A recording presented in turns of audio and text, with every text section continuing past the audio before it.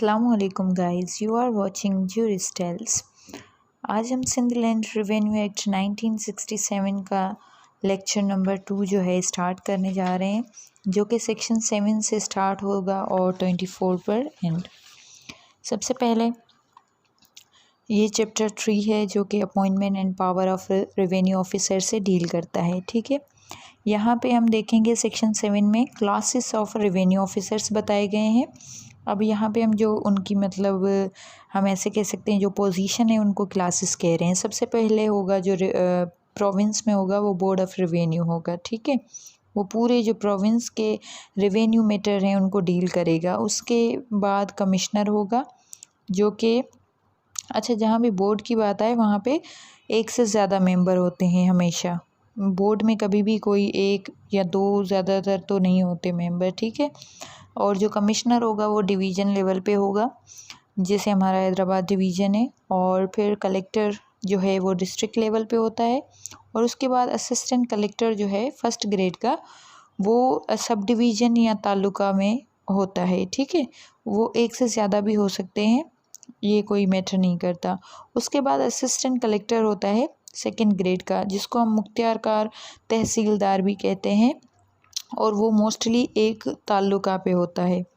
अच्छा, आप अगर प्रैक्टिकली देखेंगे तो आपको कलेक्टर और असिस्टेंट कलेक्टर नहीं मिलेंगे किसी भी डिस्ट्रिक्ट या, क्योंकि डिप्टी कमिश्नर जो है वो एज अ कलेक्टर काम कर रहा होता है और असिस्टेंट कमिश्नर जो है वो as a assistant collector first grade function perform कर रहा होता है। ठीक है, अब हम सेक्शन 8 पे आ जाते हैं। ये हमें कमिश्नर और कलेक्टर के अपॉइंटमेंट के हवाले से बता रहा है कि हर डिवीज़न में जो है वहाँ पे एक कमिश्नर होगा और हर डिस्ट्रिक्ट में एक कलेक्टर होगा, जिनको गवर्नमेंट अपॉइंट करेगी। और वो जो हैं कमिश्नर डिवीज़न में और डिस्ट्रिक्ट में जो है कलेक्टर अपने पावर्स जो है एक्सरसाइज करेगा और अपनी जो ड्यूटीज़ हैं उनको डिस्चार्ज करेगा। ठीक है, इस एक्ट के तहत।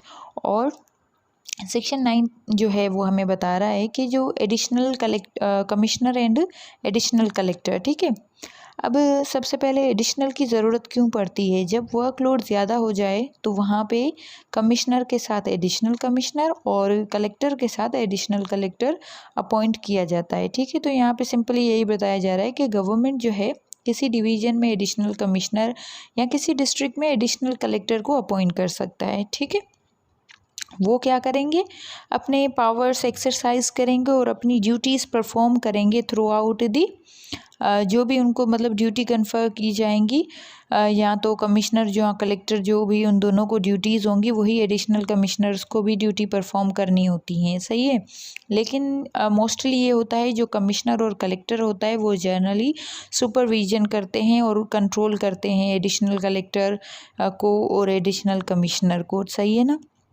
ये होता है additional commissioner and additional collector. उसके बाद सेक्शन 10 पे आ जाते हैं, जो कि असिस्टेंट कलेक्टर का बता रहा है कि गवर्नमेंट हर डिस्ट्रिक्ट में मतलब जितने चाहे असिस्टेंट कलेक्टर फर्स्ट ग्रेड के एंड सेकंड ग्रेड के अपॉइंट कर सकती है, जो उनको मुनासिब लगे। ठीक है, अब मुनासिब वो ताल्लुका वाइज सब डिवीज़न वाइज भी करते हैं। अब गवर्नमेंट जो है रेवेन्यू एडमिनिस्ट्रेशन के लिए जो है सब डिवीज़न और ताल्लुका में जो डिस्ट्रिक्ट में ताल्लुकाज होते हैं, सब डिवीज़न होते हैं, वो चार्ज दे सकती है असिस्टेंट कलेक्टर फर्स्ट ग्रेड को। ठीक है, और उनको जो डिस्ट्रिक्ट के काम हैं वो अपॉइंट कर सकती है, मीन्स उनको पावर भी दिया जाता है, कलेक्टर वाला पावर ही दिया जाता है हम देखें तो। लेकिन यहाँ पे subject to subsection 1 of section 16 है, वो हम आगे पढ़ेंगे कि जो भी मतलब असिस्टेंट कलेक्टर काम करेगा वो अंडर दी कलेक्टर होगा, उससे मतलब एक्सीड नहीं करेगा। ठीक है, इसका सबसेक्शन हमें 3 जो है वो यही बता रहा है कि जो पावर होंगी कलेक्टर की मतलब इस एक्ट के तहत असिस्टेंट कलेक्टर वो एक्सरसाइज करेगा, लेकिन subject to control of collector. ठीक है, अब हमें सेक्शन 12 जो है 11 जो है वो तहसीलदार के बारे में बता रहा है। तहसीलदार बेसिकली मुख्तियारकार को कहा जा रहा है, ठीक है, जो कि ताल्लुके के ऊपर होता है और वो ताल्लुके पे पूरे पे अपने फंक्शंस परफॉर्म कर रहा होता है, अपने पावर्स एक्सरसाइज कर रहा होता है as a assistant collector second grade. अच्छा, यहाँ पे मैं आपको थोड़ा सा ताल्लुका और सब डिवीज़न का फ़र्क बता दूँ। ऐसा होता है कि एक ताल्लुका बहुत बड़ा है और एक ताल्लुका बहुत छोटा है।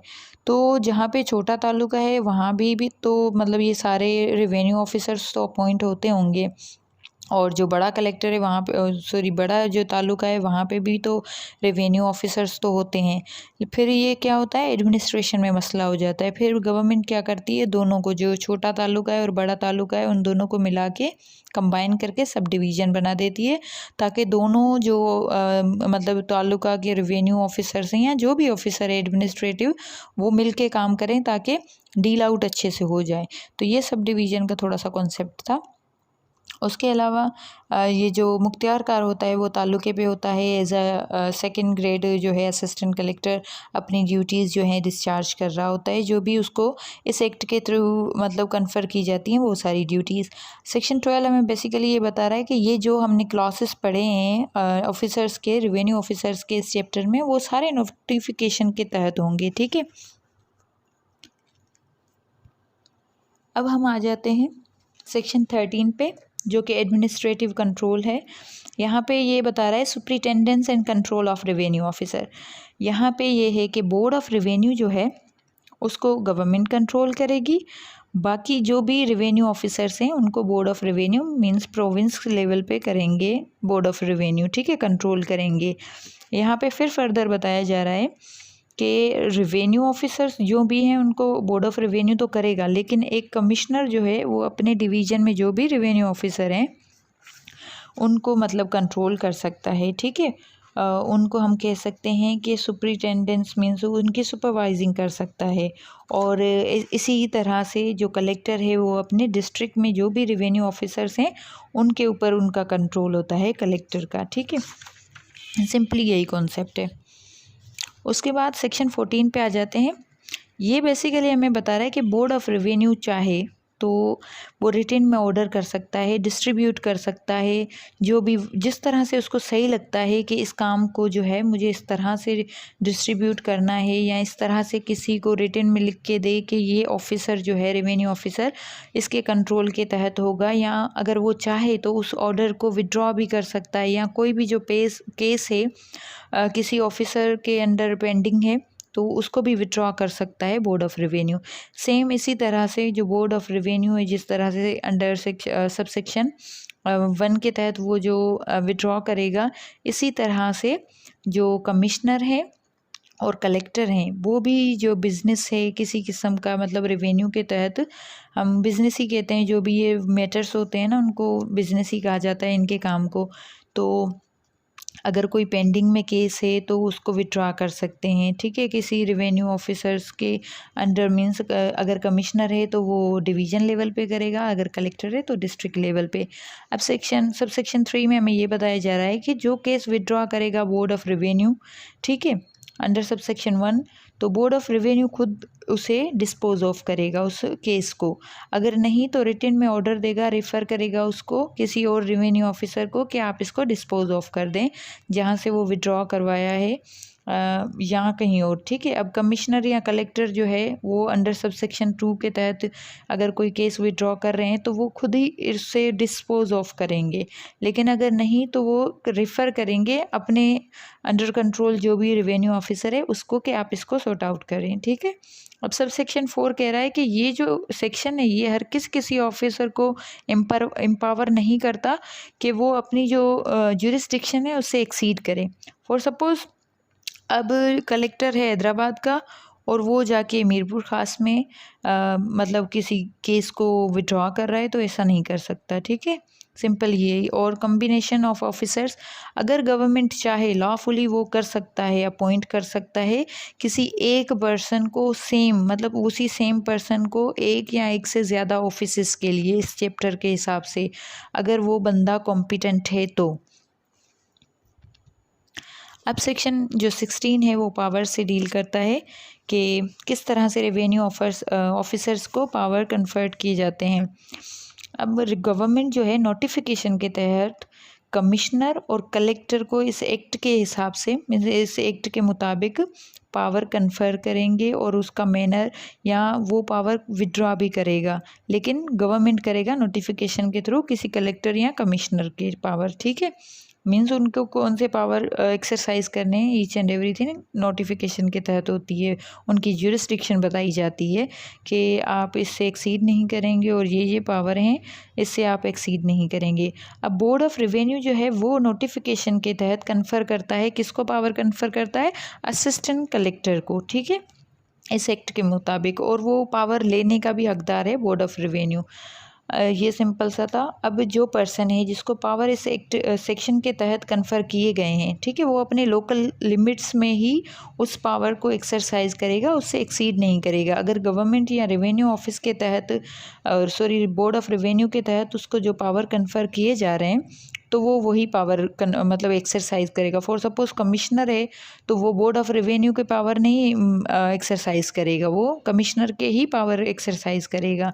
ऐसे ही कलेक्टर है तो वो अपने कलेक्टर के पावर एक्सरसाइज कर सकता है। ऐसे नहीं है कि वो डिवीज़न में जाके कलेक्टर की जगह कमिश्नर बनता फिरे, तो ऐसा नहीं होना चाहिए।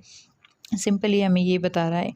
तो अब सेक्शन 17 जो है वो फंक्शंस बता रहा है रेवेन्यू ऑफिसर के, कि जहाँ पे क्लास ऑफ रेवेन्यू ऑफिसर्स के फंक्शन जो हैं इस एक्ट में स्पेसिफाई हैं वो परफॉर्म करेंगे।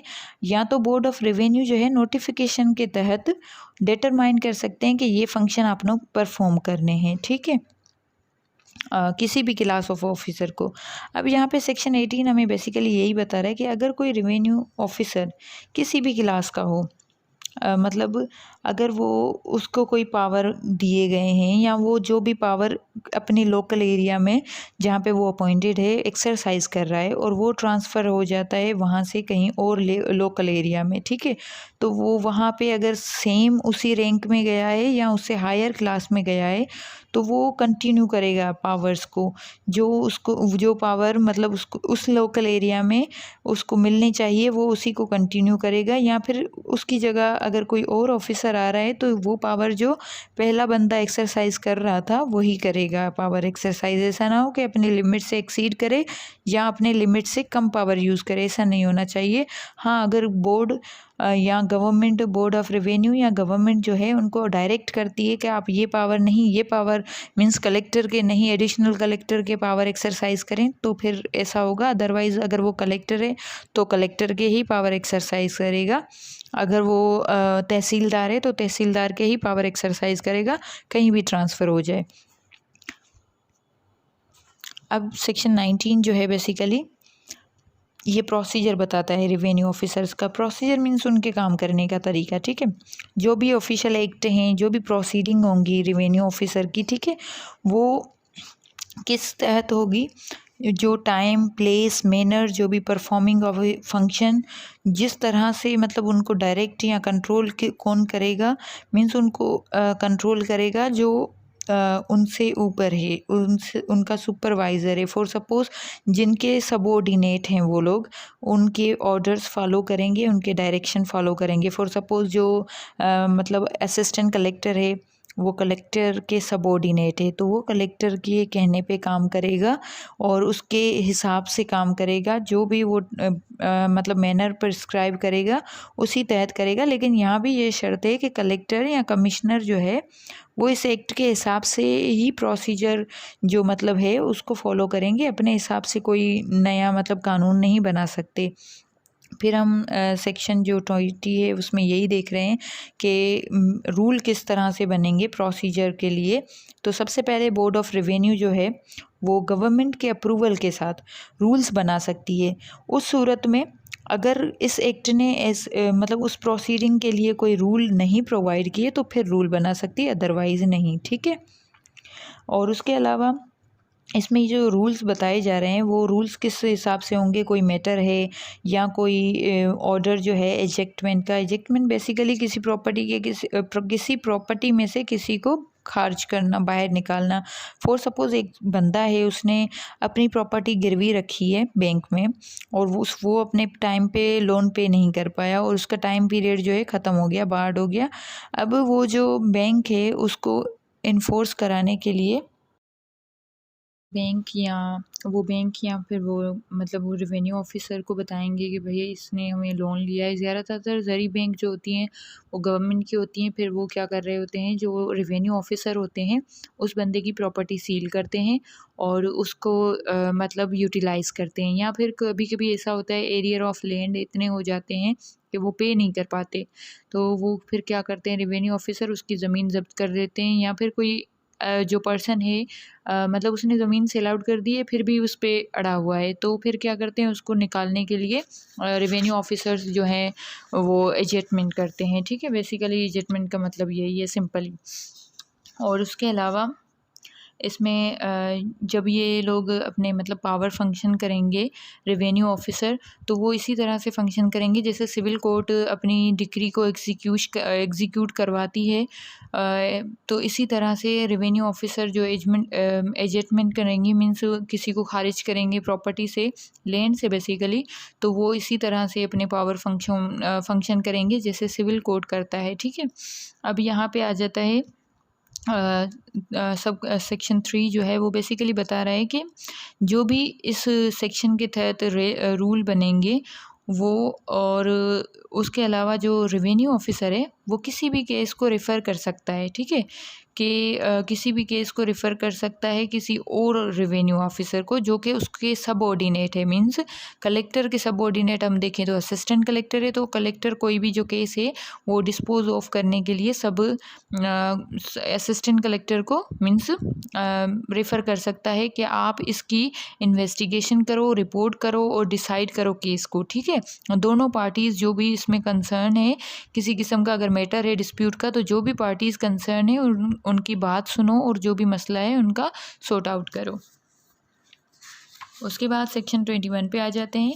अब यहाँ पे पर्सनस की अपीयरेंस एंड एप्लीकेशंस जो कि रेवेन्यू ऑफिसर के सामने मतलब पेश होंगे, लोग कौन से पेश होंगे और किस हिसाब से एप्लीकेशन देंगे, तो ये बताया जा रहा है। इसका सब सेक्शन हमें ये बता रहा है कि जो रेवेन्यू ऑफिसर है उसके सामने भी पेशी होती है। बेसिकली एक पेशी होती है जिसको अपीयरेंस कहते हैं, और एप्लीकेशन मतलब अगर कोई दो भाई हैं उसमें से एक भाई ने अपना हिस्सा ले लिया और दूसरे भाई को कुछ नहीं दिया, तो अब वो जो दूसरा भाई है जिसको कुछ नहीं मिला वो जाके ऑब्जेक्शन फाइल करेगा किसके सामने, रेवेन्यू ऑफिसर के सामने। ठीक है, मोस्टली ऐसे होता है, तो ये यही बोला जा रहा है। या फिर ऐसा होता है कभी सेल सर्टिफिकेट निकलवाने जाते हैं तो रेवेन्यू ऑफिसर क्या करते हैं, उनके सामने एप्लीकेशन तो वो देते हैं रेवेन्यू ऑफिसर को, लेकिन फिर क्या करते हैं, भाई इस एप्लीकेशन पे आप हमारे सामने साइन करो, ताकि ये प्रूफ्ड हो कि भाई आप लोगों ने अपनी मर्ज़ी से सेल सर्टिफिकेट निकलवाने के लिए हमें एप्लीकेशन दी है। तो ये सारी चीज़ें रेवेन्यू ऑफिसर के सामने हो सकती हैं। उसके अलावा इन चीज़ों के लिए या तो पार्टीज़ खुद भी जा सकती हैं या फिर अपना कोई अथोराइज्ड एजेंट भी भेज सकती हैं या लीगल पटिशनर भी। अब यहाँ पे शर्त ये रखी गई है कि जो भी अथोराइज्ड एजेंट होगा या लीगल पटिशनर होगा वो ये एक्सक्यूज़ नहीं करेंगे कि जो पार्टी है वो पर्सनली अटेंड नहीं कर सकती, मतलब पर्सनली वो अपीयर नहीं हो सकती। अगर रेवेन्यू ऑफिसर चाहता है कि उसकी अपीयरेंस लाजमी है, उसकी हाज़िरी लाजमी है, तो उसको आना है। लीगल पटिशनर या अथोराइज्ड एजेंट की यहाँ पे किसी किस्म का ऑब्जेक्शन नहीं चलेगा। सही है।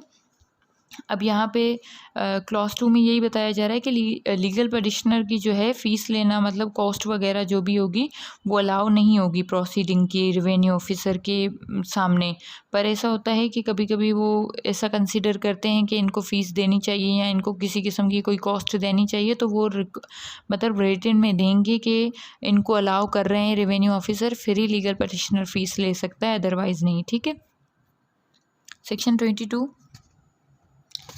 बेसिकली यहाँ पे पावर ऑफ रेवेन्यू ऑफिसर का टू समन दी पर्सन। ठीक है, अब रेवेन्यू ऑफिसर के पास ये पावर है कि कोर्ट जिस तरह से समन करती है ना, किसी पर्सन को बुलाती है कि आप आएँ, एविडेंस प्रोवाइड करें या जो भी डॉक्यूमेंट्स हैं वो प्रोड्यूस करें कोर्ट में, तो same as a revenue officer भी कर सकता है। सबसे पहले हम सबसेक्शन 1 देख लेते हैं इसमें यही बताया जा रहा है कि रेवेन्यू ऑफिसर किसी भी पर्सन को बुला सकता है अगर वो समझता है कि उसकी अटेंडेंस जो है ज़रूरी है किसी काम के लिए, तो रेवेन्यू ऑफिसर बुला सकता है। उसके अलावा सब सेक्शन 2 में हमें यही बता रहा है कि जो पर्सन समन किया जाएगा वो बाउंड है कि वो अपीयर हो रेवेन्यू ऑफिसर के सामने।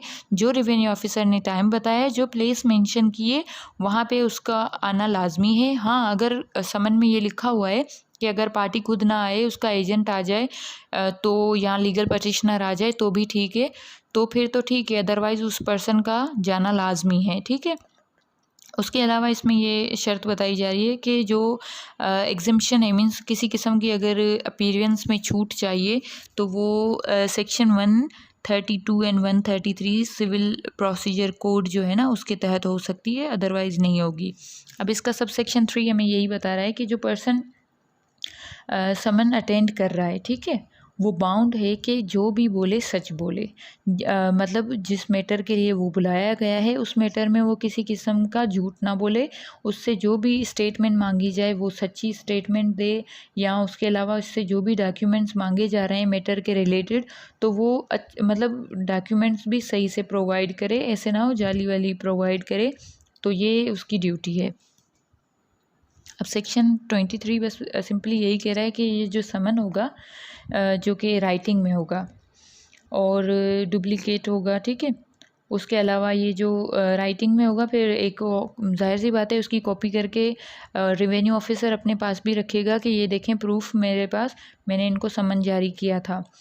कोर्ट में कभी मैटर चला जाए तो इस केस में, हाँ, तो उस पर ये राइटिंग में होना चाहिए और उसके ऊपर इशू करने वाले ऑफिसर का नाम, मीन्स रेवेन्यू ऑफिसर का, और किस लिए इशू करा है वो पर्पस भी लिखेगा और अपने साइन के साथ अपनी जो मोहर होती है, सील होती है, वो भी लगाएगा।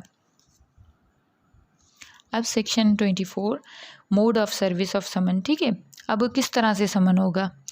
सबसे पहला जो है कि अगर ये प्रैक्टिकेबल है तो रेवेन्यू ऑफिसर क्या करेगा, पर्सनली उस पर्सन को मतलब जिसको समन जारी करना है उसको वो समन का नोटिस देगा। मीन्स समन एक किस्म का पेपर में नोटिस लिख के देते हैं, इस तरह से मोस्टली जो ऑफिशियल होता है वो इसी तरह से समन होता है, ठीक है। और या तो अगर वो पर्सन नहीं है तो उसके अथोराइज्ड एजेंट को हैंड ओवर कर दे, या फिर उसके जो एडल्ट मेल मेंबर है फैमिली का जो कि उसके साथ रहता है तो वो उसको दे दे।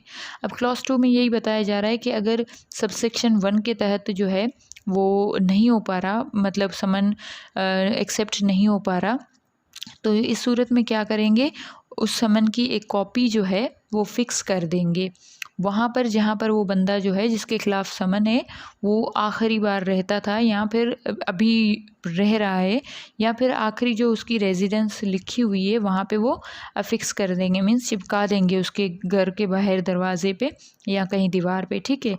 अगर हाँ वो बंदा वहाँ पे नहीं रह रहा, उस डिस्ट्रिक्ट में नहीं रह रहा, तो रेवेन्यू ऑफिसर क्या करेगा, हाँ, मतलब अगर उस डिस्ट्रिक्ट में नहीं है जिसमें रेवेन्यू ऑफिसर जिसने समन जारी करना है वो अपनी परफॉर्म ड्यूटी कर रहा है, तो वो रेवेन्यू ऑफिसर क्या करेगा, वो समन जो है और जहाँ पर लैंड है, जिस लैंड के मतलब रेफरेंस पे उसको समन जारी किया जा रहा है वहाँ वो समन भिजवाएगा।